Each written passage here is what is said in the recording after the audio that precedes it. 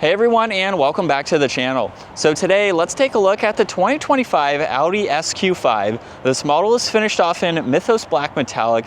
It has an MSRP just over $76,000 with roughly $15,000 worth of options, including a brand new package called the Magnesium package, which I will cover in just a little bit. So we have pretty much a fully loaded SQ5 in front of us. We'll start off with what this is powered by, which is a 3-liter turbocharged V6. It is paired to an 8-speed automatic transmission, and this pumps out 349 horsepower, 369 pound-feet of torque. Sent through the Quattro all-wheel drive system, it can do 0 to 60 in just under 5 seconds. Top speed is 155 miles an hour, and as far as fuel economy goes, you're looking at 19 in the city and 24 out on the highway. Now, in terms of the Magnesium package, it's basically all of the colored accents that you see.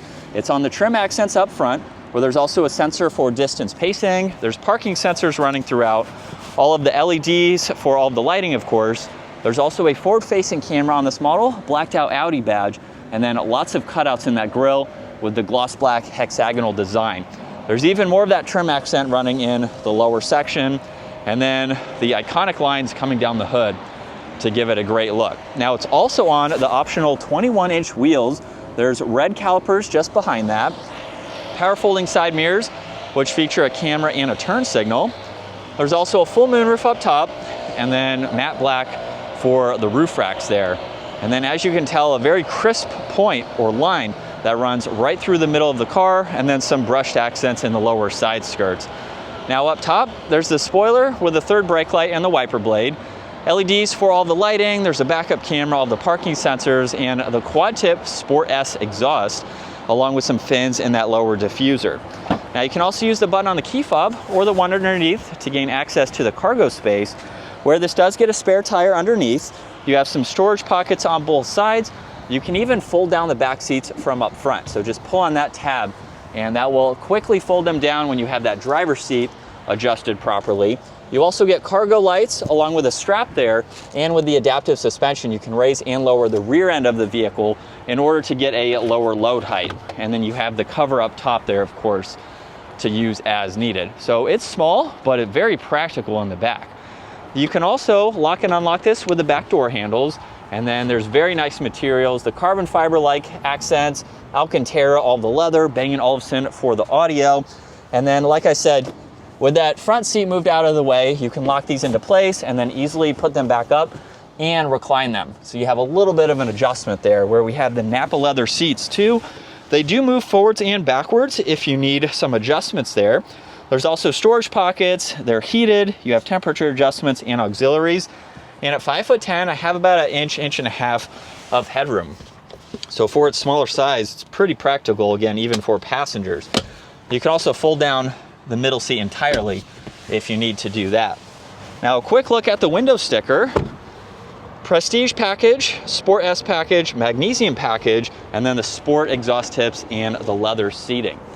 And then up front, there's memory seating adjustments, your mirror controls, window adjustments, and more storage.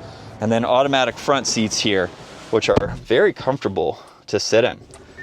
And this has a perforated leather steering wheel, paddle shifters on both sides. You get a heated steering wheel too, Bluetooth, voice commands, volume and tuning. You have cruise and distance pacing on this stock. And then for the rest of the controls, you can go through the virtual cockpit. Now, you'll notice for this setting, you have fixed info on the left and the right, and then you can continue to scroll through all the information in the middle. Now, if you'd like to make this larger like the nav, just push on view, where you can still go through the rest of this information in a larger screen. So depending on how you want to view that information, you have two different ways.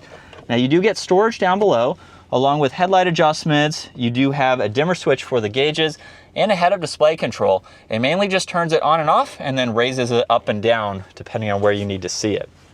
Now, with the infotainment system, you have quite a lot to go through. For the home screen, you can scroll through all of these just depending on what you would like to see. And then you do have shortcuts on the left side to further get through some of that information. Now, you have air vents underneath that and a secondary screen for all of the climates. You can actually hover your finger on these toggle switches to see if you need to push it up or down. You have temperature adjustments. These are heated seats. And then you have shortcuts down below to get into your drive select. This is how you can raise and lower the vehicle and get into the different driving modes. There's engine start stop, traction control, parallel parking feature, parking sensors, downhill assist, and you can turn that upper screen off if you would like. Now you do have some storage with auxiliaries, more storage, volume and tuning for your audio. And then this has the 360 camera system. So you can pull up the forwards and rear facing camera angles along with a few others just to get the maximum visibility. You can also shift using the shifter or the paddle shifters themselves. You get the e-brake, an adjustment for the armrest, along with storage underneath that. You get plenty of storage in the glove box. There's also garage door buttons up top, touch sensitive dome lights, and controls for the sunroof and sunshade. And then for being a smaller vehicle, you get a lot of glass. So it's very easy to look over both shoulders. And still in dynamic mode, second gear, here we go. And with a mild acceleration, we're up to speed. Also has a good sound to it, and these paddles are very responsive. So if you're looking for a sporty vehicle to drive and you need the practicality of an SUV, this is a great option to go with. So this is what it's like to be behind the wheel for the SQ5. And we definitely have a nice place to be. Visibility out of the front is great. You can just see a little bit of that passenger side there. We do have a height adjustment for the seat, and at 5'10", I have maybe 3 inches of headroom with the seat in this current position. So you can be taller than me and still fit pretty comfortably. And it's just a nice option to go with. Now it is on that smaller side. You don't have to spend this much for the Q5 in general. You can go with a normal Q5 or the SQ5, depending on the power output that you would like, along with all of the options too. So it's definitely a great city type of vehicle. We're going to make, hopefully, a U-turn here without having to back up. We'll see what the turning radius is like for this smaller vehicle, where we can easily do that and then get back up to speed.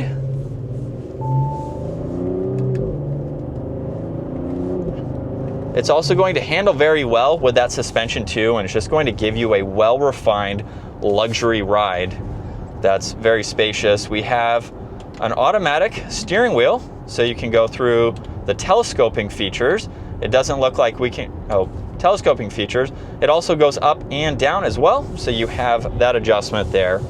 And just a really nice model to drive. Now for the USA market again, 2025 should be the last year. 2026 should be a brand new or refreshed design for a lot of the Audi lineup. So I'm excited to see those in the coming months and check them out.